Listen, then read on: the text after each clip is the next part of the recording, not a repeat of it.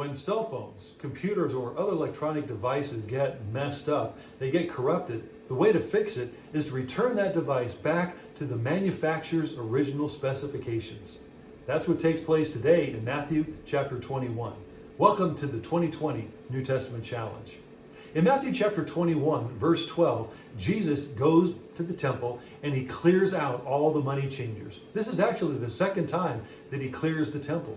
The first is found chronologically in John chapter 2. Jesus had just turned water into wine.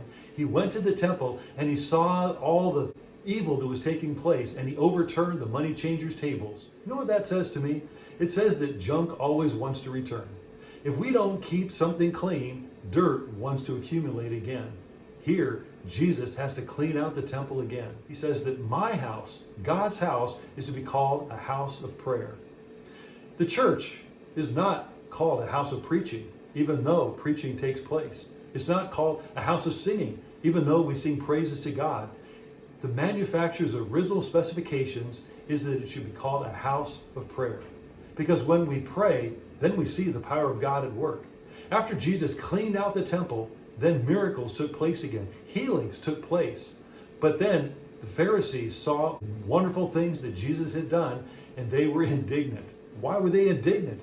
Because they were no longer in control. When we don't pray, then it's all up to us. We're in control.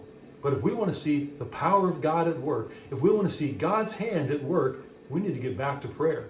We need to get back to the manufacturer's original specifications. Prayer is what releases the power of God.